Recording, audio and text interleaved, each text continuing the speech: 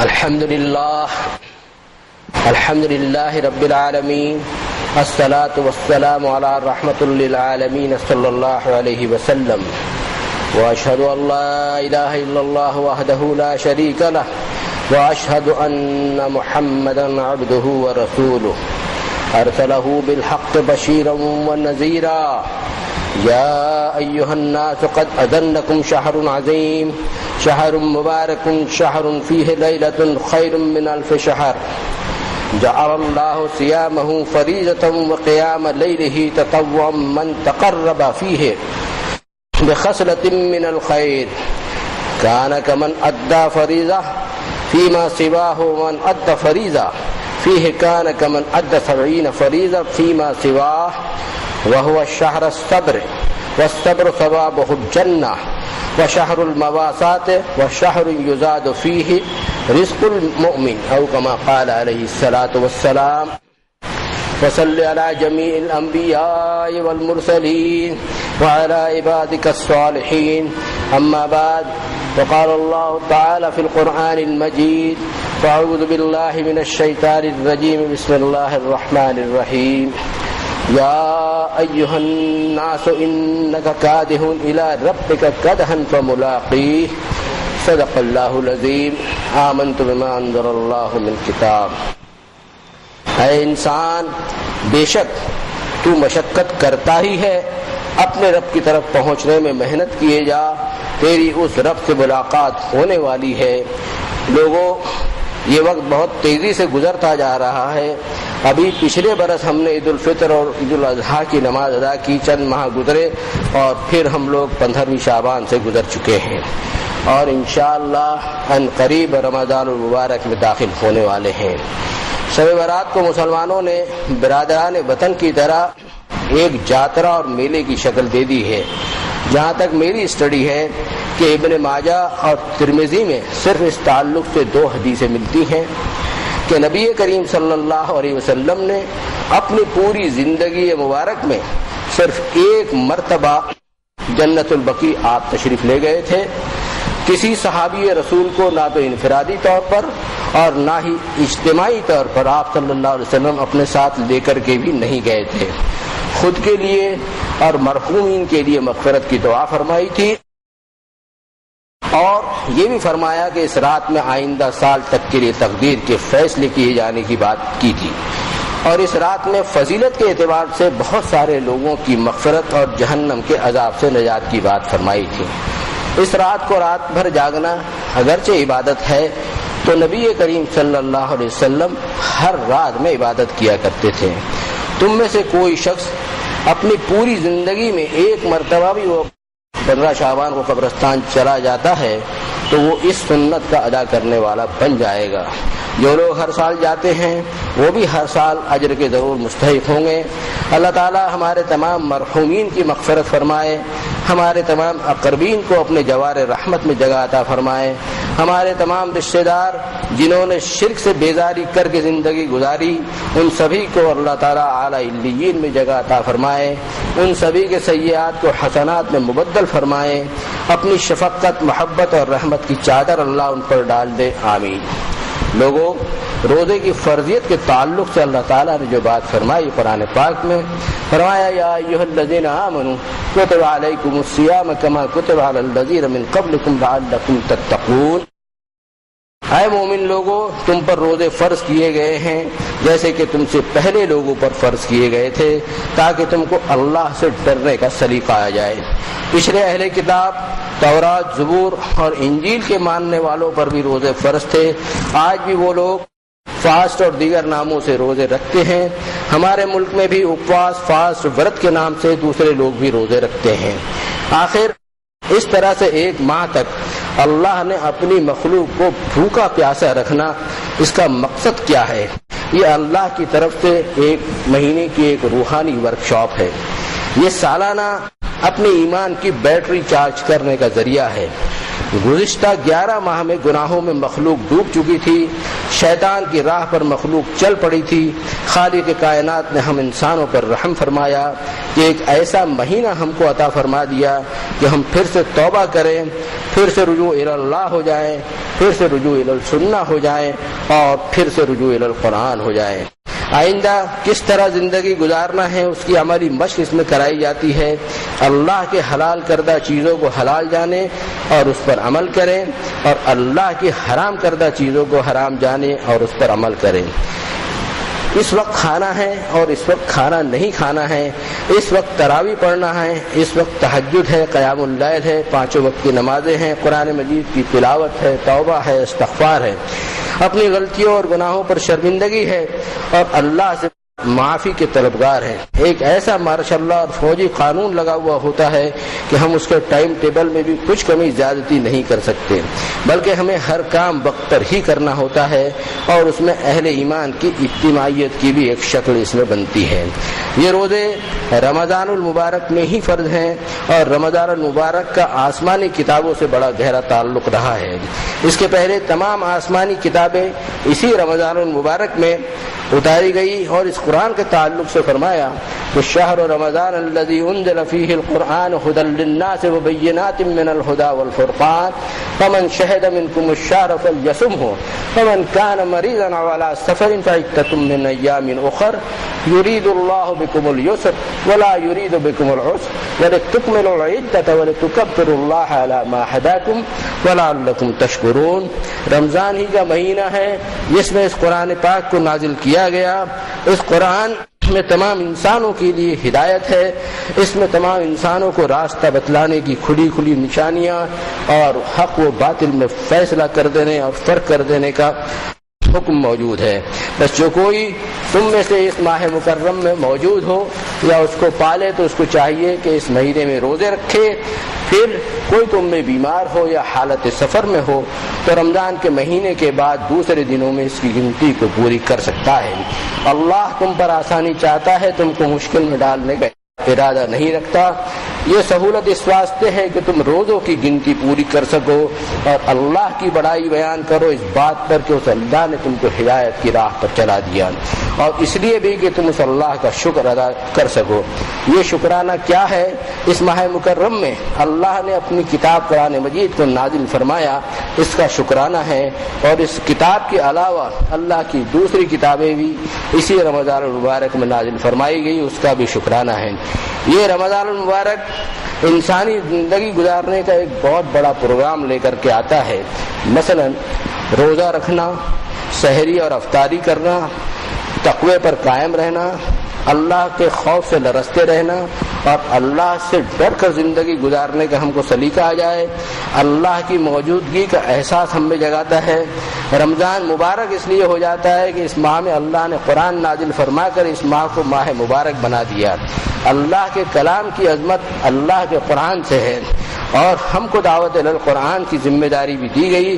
اس قرآن کے ذریعے سے ہم کو صداقت یعنی سچائی کی، دیانت داری کی، امانت کی، اخوت یعنی بھائی چارے کی، انسانی حقوق کے احترام کی، انسانی ہمدردی کی اور عام انسانوں کو مدد کرنے کی، یہاں تک کہ جناب رسول اللہ صلی اللہ علیہ وسلم نے اس کو شہر المواسات فرمایا۔ اس ماہ کو غم خواری کا مہینہ کہا گیا۔ یہ تعریف ہے محمد رسول اللہ صلی اللہ علیہ وسلم کی کہ خود غم برداشت کر لو، عام انسانوں کو تکلیف نہ دو۔ انفاق فی سبیل اللہ کی، اللہ کی مخلوق پر خرچ کرو، خیرات، صدقات اور زکوٰۃ سے اللہ کی مخلوق کی مدد کرو۔ اس کے علاوہ نیکیوں کی کوشش میں بھی لگے رہو، پھر بھی اپنے آپ کو بے گناہ مت سمجھو، خود کو گناہ گار جان کر اللہ کے سامنے اپنے گناہوں کی معافی مانگتے رہو اور توبہ بھی کرتے ہی رہا کرو۔ اللہ کی نافرمانی سے بچنے کی کوشش کرتے رہو۔ تراویح کی نماز، قیام اللیل، تہجد کی نماز، 5 وقتوں کی فرض نمازیں، تراویح کی نماز، پھر اعتکاف ہے، صدقہ فطر ہے، لیلۃ القدر ہے، اتنے سارے عنوانات ہیں کہ ان عنوانات کو گنوانے میں ہی آج کا آدھا خطبہ تقریباً ہو چکا ہے۔ اس کے لیے ہم کو پورا ماہ مکرم ہے، انشاءاللہ بہت ساری باتیں آئندہ انشاءاللہ آپ لوگوں کے سامنے آ جائے گی۔ بہرحال لوگوں، ہم لوگ انسان ہیں اور اللہ کی ایک مخلوق فرشتے بھی ہیں۔ ہم فرشتوں کی طرح تو کبھی نہیں ہو سکتے، لیکن روزے دار کو اللہ تعالیٰ لعلکم تتقون کی روشنی میں 3 کام فرشتوں کے جیسے کروا دیتے ہیں۔ ایک تو فرشتے کھانا نہیں کھاتے، دوسرے وہ پانی نہیں پیتے، اور تیسرے وہ کبھی اللہ کی نافرمانی نہیں کرتے۔ ان کی یہ صفت ہی نہیں ہو سکتی، اور اس کو قرآن نے فرمایا بھی کہ لا یعصون اللہ ما امرہم ویفعلون ما یؤمرون، کہ وہ اللہ کی کچھ بھی نافرمانی نہیں کرتے بلکہ اس حکم کو پورا کر ڈالتے جو اللہ نے ان کو حکم دیا ہے۔ بس لعلکم تتقون سے ہم کو یہ سکھلایا جا رہا ہے کہ ان فرشتوں کی عادت کو اپنا لو کہ اللہ کی نافرمانی سے بچ بچ کر اپنی زندگی گزارو۔ کسی چھوٹے گناہ کو بھی چھوٹا مت سمجھو، اس لیے کہ یہ چھوٹا گناہ جو تو کر رہا ہے وہ تو اپنے کتنے بڑے رب کی نافرمانی کر رہا ہے۔ اپنے رب کی کبریائی کو دیکھ، اپنے گناہ کے چھوٹے پن کو نہ دیکھ کہ چھوٹے چھوٹے کنکر بڑے بڑے پہاڑ بن جایا کرتے ہیں۔ اہل ایمان لوگوں کو ان روزوں کے ذریعے سے اپنی خود کی روحانی زندگی کا جائزہ لینے کا اور خود کا محاسبہ کرنے کا موقع ملتا ہے۔ روزہ رکھنے والے کو عربی میں صائم کہا جاتا ہے، اور صائم کہا جاتا ہے رک جانے والے کو۔ یہ روزہ دار اللہ کے حکم سے کھانے پینے سے رک جاتا ہے، دیگر بشری ضروریات سے رک جاتا ہے، جھوٹ چغلی غیبت حسد اور دیگر گناہوں سے رکتا ہے۔ اس روزے دار کو لعلکم تتقون کی روشنی میں اللہ کے حکم کے آگے رک جانا سکھایا جاتا ہے تاکہ بقیہ 11 ماہ وہ اس آیت پر عمل کر سکے۔ فرمایا وما آتاکم الرسول فخذوہ وما نہاکم عنہ فانتہوا واتقوا اللہ، جو کچھ تم کو رسول اللہ صلی اللہ علیہ وسلم دیتے ہیں اس کو قبول رکھو، اور جس سے منع فرماتے ہیں اس سے رک جایا کرو۔ ہر حال میں اللہ سے ڈرتے رہو، اللہ کا تقوی یہی ہے۔ لوگوں آج جو کچھ ہم دیکھ رہے ہیں کہ روزے کی حیثیت ایک قسم کی سالانہ رسم کسی ہو گئی ہے۔ لوگوں کی اصلی زندگی اپنے بدستور پرانے ڈھرے پر چلتی ہے۔ رمضان کا مہینہ آتا ہے، یہ مہینہ صرف ہجری کیلنڈر کے 90 ماہ میں سما جاتا ہے۔ ہماری زندگیوں میں یہ ماہ مکرم داخل ہی نہیں ہوا کرتا، نہ ہمارے دل نرم پڑتے ہیں اور نہ ہی ہم ہمارے ماتحتوں کے ساتھ نرم ہوتے ہیں، نہ ہی ہمارے اندر انکساری پیدا ہوتی ہے اور نہ عاجزی۔ ہمارے نزدیک روزہ صرف سحری سے افطاری تک بھوکا پیاسا رہنے کا سسٹم بن گیا ہے۔ ہم یہ سمجھتے ہیں کہ ہمارے بھوکا رہ جانے سے ہمارا رب راضی ہو جائے گا، اور یہ کبھی بھی نہیں ہوگا۔ جناب رسول اللہ صلی اللہ علیہ وسلم کی تعلیمات کے مطابق ان روزے داروں کو صرف بھوکا رہنا نصیب ہوا، ان کے لیے کچھ بھی اجر نہیں ہے۔ جن کو اجر پانا ہے اپنے رب کی طرف سے، ان کے لیے اسی ماہ ایک رات لیلۃ القدر ہے، جو رب تعالیٰ کے کہنے کے مطابق 1000 مہینوں سے بھی بہتر رات ہے۔ جس کو یہ رات نصیب ہو جائے، رب تعالیٰ راضی ہو جائے، تو بس اس کا بدلہ جنت ہی ہے اور جہنم کی آگ سے نجات بھی۔ اس ماہ میں دن میں روزہ رکھنا ہے، رات میں تراویح ہے، قیام اللیل ہے، تہجد کی نماز ہے، توبہ ہے، استغفار ہے۔ یہ رمضان کا مہینہ صبر کا مہینہ ہے، اور صبر کا بدلہ بھی جنت ہے۔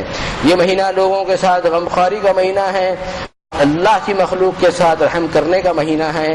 یہ مہینہ اپنے خادموں کے ساتھ رعایت کرنے کا مہینہ ہے، اور خاص طور سے اپنی بیویوں پر رحم کرنے کا اور ان کے ساتھ حسن سلوک کرنے کا مہینہ ہے۔ کہ نبی کریم صلی اللہ علیہ وسلم نے اپنی وفات کے وقت اس بات کی وصیت فرمائی تھی۔ اس میں 2 وصیتیں بہت اہم تھیں، ایک تو نماز کے تعلق سے وصیت فرمائی تھی، اور دوسری بیویوں کے ساتھ میں حسن سلوک کی وصیت فرمائی تھی۔ جس پر ہم ایمان رکھتے ہیں ان کی وصیت کا تو لحاظ کریں۔ یہ مہینہ کلمہ طیبہ بار بار پڑھنے کا اور نزول قرآن کے جشن کا مہینہ ہے، کہ اس ماہ میں کوئی خاص نظم تلاوت قرآن کا ہو جائے اور اس کی ترتیب بقیہ 11 ماہ برقرار بھی رہے۔ یہ مہینہ استغفار کی کثرت کرنے کا ہے، جنت کی طلب کرنے کا ہے، جہنم کی آگ سے پناہ مانگنے کا مہینہ ہے۔ جہنم کی گرمی کیا ہوگی اس کا تصور کرنے کی کوشش کریں۔ یہ شکایت نہ کریں کہ ہمارے یہاں اس سال تقریباً 15 گھنٹے کا روزہ ہونے والا ہے، بڑی گرمی ہے۔ جن لوگوں کو اللہ تعالیٰ 2015، 2016 اور 2017 میں زندگی عطا فرمائیں گے ان کو اور بھی مزید گرمی کا سامنا کرنا پڑے گا، لیکن مومنانہ سوچ تو یہ ہو سکتی ہے کہ اس پر بھی ہم اللہ کا شکر ادا کریں۔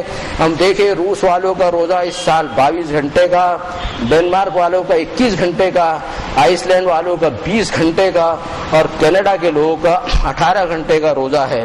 ان لوگوں کو تو افطاری، مغرب کی نماز، کھانا، عشاء کی نماز، تراویح، قیام اللیل، تہجد، دعا، تلاوت، سحری فجر کے لیے کتنا وقت ملتا ہوگا، ایک کے بعد ایک کام ان کو نان اسٹاپ کرنا ہوتا ہے اور وقت ہی ان کو نہیں ملتا۔ ہم نے اگر اللہ کو راضی کرنے والا روزہ رکھ لیے، رمضان کو لعلکم تتقون کی بنیاد پر گزارنے میں کامیاب رہے، تو تم کو کل حشر کے میدان میں وہ دن فی یوم کان مقدارہ 50,000 سنہ، ایک دن جس کی مقدار 50,000 برس کی ہوگی، اس دن اللہ تمہارا میزبان ہوگا۔ وسقاہم ربہم شرابا طہورا، تمہارا رب پاکیزہ اور صاف ستھرا مشروب تم کو عطا فرمائے گا پینے کے لیے۔ آج ہی اس اللہ سے ہم دعا مانگتے ہیں، دعا پڑھنا نہیں ہے، دعا مانگنے کی چیز ہوا کرتی ہے۔ اللہم انک عفو تحب العفو فاعف عنی، یہ مسلم شریف کی حدیث شریف میں یہ دعا ملتی ہے۔ او کما قال علیہ الصلوۃ والسلام، اے میرے اللہ تو معافی کو بہت پسند فرماتا ہے، بس مجھے معاف فرما دے۔ ہم لوگ سحری کے نام پر اپنا پیٹ بھرنے کے لیے پورا مہینہ اٹھتے ہیں، اور اٹھنا بھی چاہیے۔ مؤذن الصلاۃ خیر من النوم کہتا ہے، اور ہم اٹھے ہوئے ہوتے ہیں۔ بقیہ 11 ماہ بھی اگر یہی کیفیت رہنی چاہیے کہ کم از کم فجر بلا ناغہ باجماعت نماز کا اہتمام ہو۔ رمضان گزر جانے کے بعد اس کے اثرات ہمارے جسم پر اور ہمارے ماحول میں دکھائی پڑنے چاہیے۔ اگر ہماری زندگی میں اس رمضان سے تبدیلی نہ آ سکی تو دنیا بھی خراب اور آخرت بھی برباد ہے۔ یا اللہ اس ملک کے رہنے والوں پر رحم فرما دے۔ آپ کی مخلوق بارش کے لیے پریشان ہے، اپنی رحمت والی بارش سے اپنی مخلوق کو سیراب فرما دیجیے۔ یا اللہ ہماری زندگی آپ کی کبریائی بیان کرنے میں گزر جائے، آپ کی حمد اور آپ کی تسبیح بیان کرنے میں گزر جائے، اور آپ کے سجدہ کرنے والے بندوں میں ہمارا شمار فرما دیجیے، اور موت تک آپ کی عبادت میں لگے رہنے کی توفیق عطا فرما دیجیے۔ اس موت کا آنا یقینی ہے۔ فسبح بحمد ربک وکن من الساجدین واعبد ربک حتی یأتیک الیقین۔ صدق اللہ العظیم ونفعنی وإیاکم بالآیات والذکر الحکیم۔ انه تعالى جواد كريم ملك بر رؤوف رحيم۔ اقول قولي هذا واستغفر الله لي ولكم ولسائر المسلمين انه هو الغفور الرحيم۔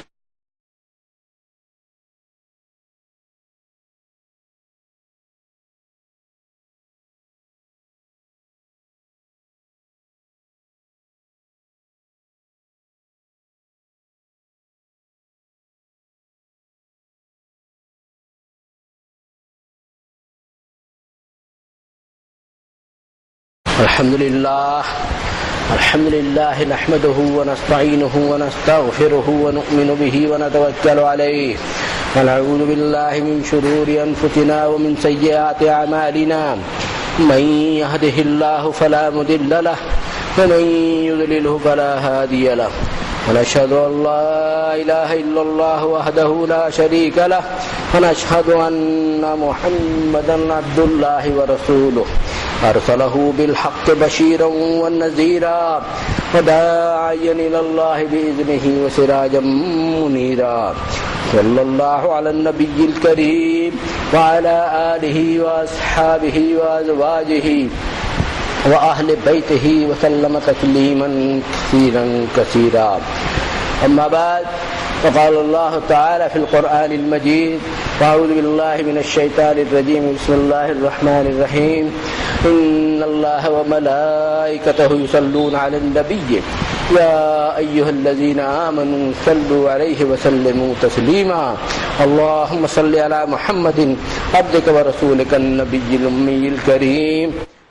یا اللہ یا ربنا یا الہنا یا الہ العالمین یا رب العالمین، اللہم انک عفو تحب العفو فاعف عنی، اللہم انک عفو تحب العفو فاعف عنی، اللہم حین علینا سکرات الموت، اللہم حین علینا غمرات الموت، اللہم لا تدع لنا ذنبا الا غفرته ولا هما إلا فرجته ولا دينا إلا أديته ولا مريضا إلا شفيته ولا مريضا إلا شفيته ولا ميتا إلا رحمته ولا ميتا إلا رحمته ولا مسافرا إلا بلغته ولا ضالا ضالا إلا هديت يا ذو الجلال والإكرام رب اغفر وارحم أنت خير الراحمين رب ارحمهما كما ربياني صغيرا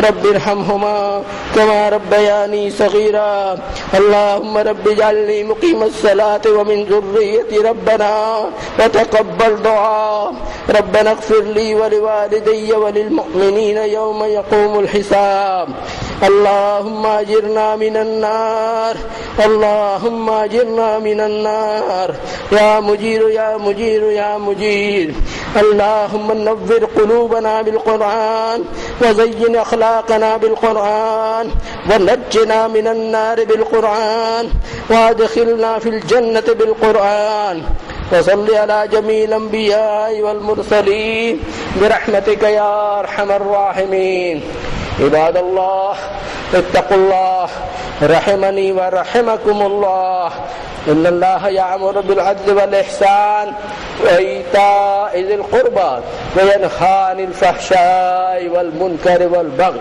يعظكم لعلكم تذكرون اذكروا الله يذكركم ولذكر الله أكبر والله يعلم ما تصنعون